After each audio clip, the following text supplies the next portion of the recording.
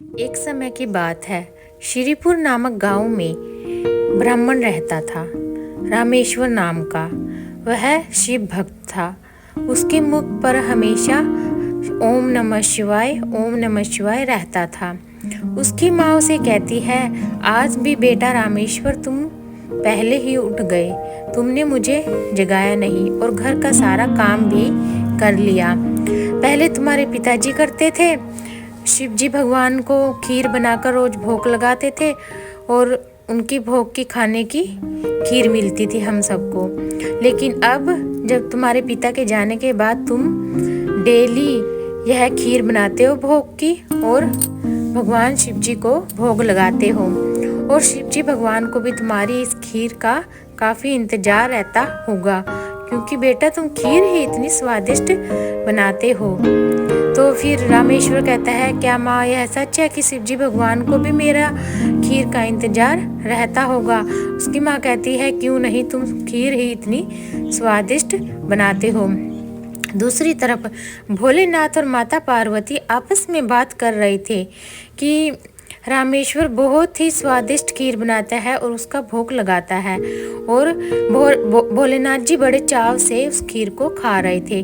माता पार्वती कहती है कि आपको कितने भक्त आपको चढ़ावा चढ़ाते हैं और भोग लगाते हैं, लेकिन आप रामेश्वर की खीर बड़े ही चाव से खाते हैं, चलिए मुझे भी थोड़ी सी दे दीजिए। दूसरी तरफ नंदीगण यह सब कुछ देख रहे थे।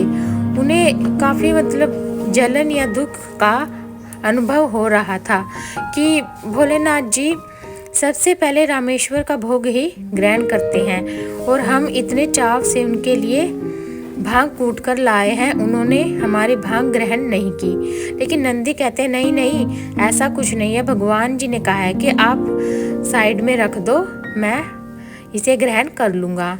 लेकिन फिर भी जो दूसरे नंदीगण होते हैं वह कहते हैं कि चाहे कुछ भी हो, फिर भी भोलेनाथ जी सबसे पहले रामेश्वर का ही भोग ग्रहण करते हैं। वो सब आपस में विचार विमर्श कर लेते हैं और फिर वह सोचते हैं कि उन्हें ही कुछ करना पड़ेगा ताकि भोलेनाथ जी का हमारी तरफ भी ध्यान हो। तो वह सब सोचते हैं और धरती पर चले जाते हैं और ब्राह्मण का भेष ले लेते हैं वे सब। अब वे सब रामेश्वर से जाकर मिलते हैं। रामेश्वर से वे सब कहते हैं, रामेश्वर तुम्हारे लिए भोलेनाथ जी का एक प्रस्ताव है, तुम भोलेनाथ को रोज खीर का भोग लगाते हो, भोलेनाथ जी बड़े चाव से तुम्हारी खीर खाते हैं, परंतु अगर तुम हफ्ते में एक बार भोलेनाथ जी को यह भोग लगाओ तो भोलेनाथ जी को इस खीर का बड़ी बेसब्री से इंतजार रहेगा और दूसरे भक्तों का भोग भी वह ग्रहण करेंगे। तो रामेश्वर बेचारा भोला भाला था, उन ब्राह्मणों की बात में आ गया। अब वह काफ़ी हफ्ते में एक बार ही खीर का भोग लगाता था।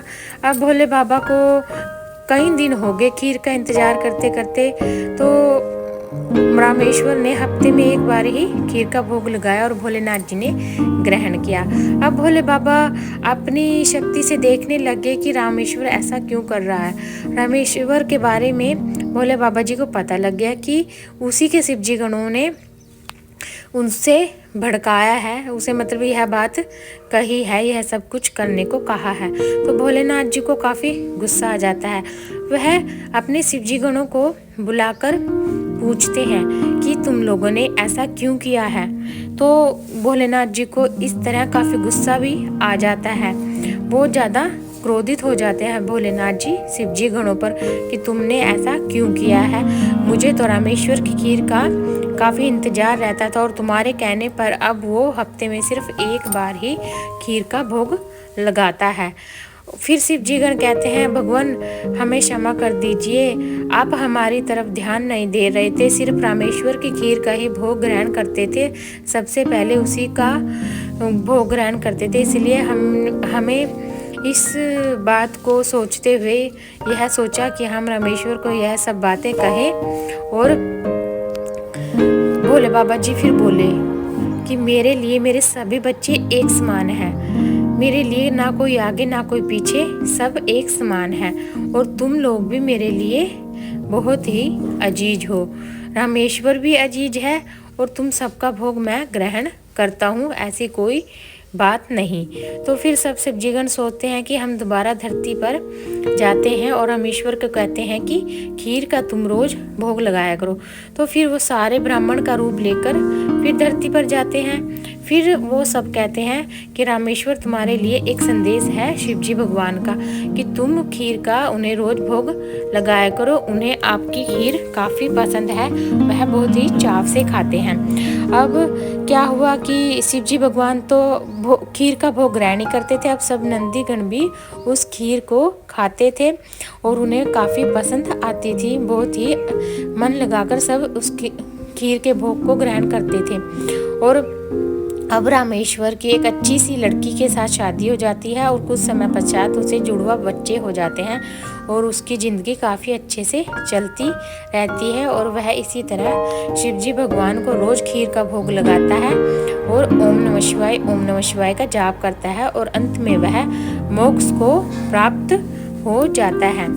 चलिए, अगर आप सबको यह कहानी पसंद आई हो तो प्लीज़ शेयर कीजिएगा, सब्सक्राइब कीजिएगा और अच्छे कमेंट कीजिएगा। और ऐसे ही अच्छी कहानियाँ सुनने के लिए प्लीज़ मुझे सपोर्ट कीजिएगा और चैनल को सब्सक्राइब ज़रूर कर लीजिएगा, लाइक ज़रूर कीजिएगा। धन्यवाद जी।